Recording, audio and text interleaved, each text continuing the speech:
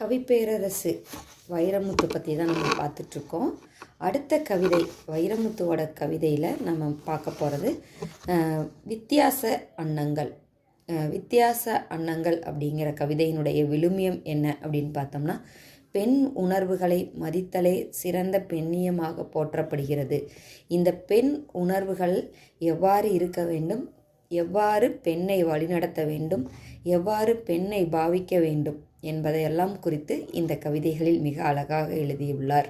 அதாவது பழமையை தவிர்க்க வேண்டும், புதுமையை போற்ற வேண்டும் என்னும் பாரதிதாசனின் வரிகளுக்கு இணங்க பெண்களை புதுமை பெண்களாக உருவாக்க வேண்டும் என்ற சிந்தனையை இந்த கவிதையின் வழி அவர் வெளிக்காட்டியுள்ளார். இந்த கவிதைக்குள்ளே செல்லலாம். சுய சிந்தனை உள்ள தோழியரே, நீங்கள் மாதர்களின் வரலாற்றை மறுபார்வை செய்யுங்கள் அப்படின்னு சொல்கிறார். அதாவது சுய சிந்தனை உள்ள பெண்களே, நீங்கள் அந்த காலம், அதாவது தொடக்க காலம் முதல் இன்று வரை உள்ள பெண்களின் வரலாறுகளை எடுத்து பாருங்கள், படித்து பாருங்கள் என்று எடுத்து கூறுகிறார். அடிநாள் முதலாய் இந்த ஆண் வர்க்கம் பெண்ணை கர்ப்பம் சுமக்க மட்டும் கைகுலுக்கி வரவேற்கும், உற்பத்தி உறவுகளில் ஒதுக்கித்தான் வைத்திருக்கும். ஏன் இந்த எதிர்பரிணாமம்? பெண்ணினத்து வரலாற்றில் பட்டுப்பூச்சிகள் ஏன் கூட்டுப்புழுக்களாக குறுகி போகின்றன? பாவம் மனைவி இந்த இல்லற கிரிக்கெட்டில் கட்டுலறைக்கும் சமையலறைக்கும் ரன்கள் எடுத்தே ரணமாய் போனாள். இன்னும் ஆண்களுக்கு இது ஏன் புரியவில்லை என்று பெண்ணை எந்த விதமாக இந்த சமூகம் பார்க்கிறது என்பதை இந்த கவிதை வரிகளில் எடுத்து காட்டுகிறார். மேலும் மனைவியின் புன்னகை திருவோட்டையும் ஒரு மகுடமாய் மாற்றிவிடும், அவள் கண்ணீரோ மகுடத்தையும் திருவோடாய் மாற்றிவிடும். பெண்ணின் மேல் காலம் காலமாய் படிந்த அடிமை புழுதியை அவ்வப்போது பெய்து வரும் சில சலுகை தூறல்களில் சலவை செய்ய முடியாது அப்படிங்கிறார். அதாவது எல்லோரும் ஒன்று சேர்ந்து பெண்ணை சமமாக பாவித்தால் மட்டுமே இந்த பெண்ணடிமை சிந்தனை என்பது தீரும்.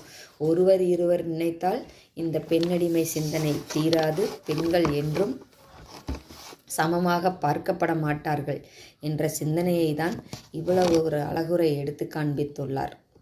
மேலும் ஒரு கனலில் குளித்து கரையேறினால்தான் அழுக்கின் அணுக்கள் அதில் கரையும்.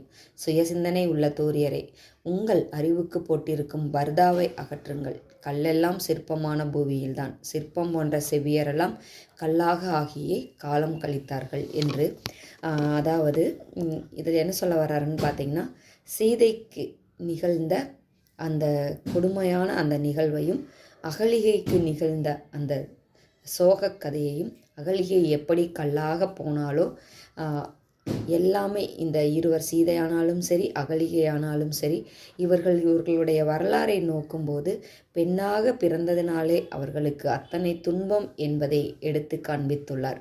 எண்ணுங்கள், அதுபோல் இன்னும் நம்மிடை எத்தனை அகலிகை துஷ்யந்த மயக்கத்தில் முதலில் போட்டிய மோதிரமே விலங்காய் மாறும் விசித்திரம் கண்டு விசும்பிக்கொண்டு இன்னும் நம்மிடை எத்தனை சகுந்தலை என்று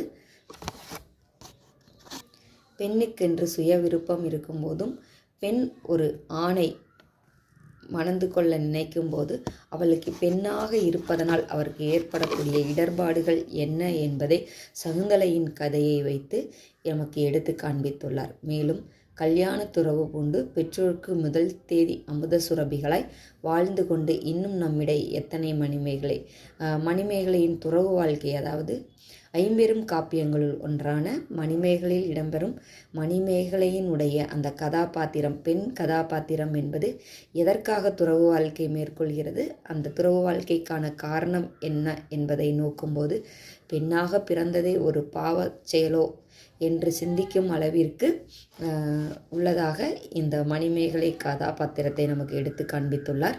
மேலும் விளம்பரங்களின் போலி சிம்மாசனங்களில் எப்போதும் பெண்ணையே இருத்தி வைப்பதெல்லாம் அவளோர் போகப்பொருள் என்று நிரந்தரமாக நியாயப்படுத்ததானே. இனியேனும் மாதர்களின் வரலாற்றை மறுபார்வை செய்யுங்கள் என்று குறிப்பிடுகிறார். அதாவது வரலாற்று பெண்களான சீதை, அகலிகை, சகுந்தலை என்று இன்னும் சொல்லிக்கொண்டே போகலாம். இந்த மணிமேகலை போன்ற பெண்கள் எல்லாம் வரலாற்றை நோக்கும்போது அவர்கள் ஒரு பெண்ணாக பிறந்ததனாலே சாபத்திற்கு உள்ளாகி சபிக்கப்பட்டிருக்கிறார்கள். அவர்கள் அதிலிருந்து விடுபட வேண்டும் என்றால் இன்று இருக்கக்கூடிய பெண்கள் அனைவரும் புதுமை பெண்களாக பிறப்பெடுக்க வேண்டும் என்று இந்த பழமையை தவிர்த்து இனிவரும் பெண்களாவது வீரநடை போட வேண்டும் என்ற சிந்தனையே இந்த வரலாற்று கவிதையாகிய வித்தியாச அன்னங்கள் அப்படிங்கிற கவிதையில் வைரமுத்து பதிவு செய்துள்ளார். நன்றி.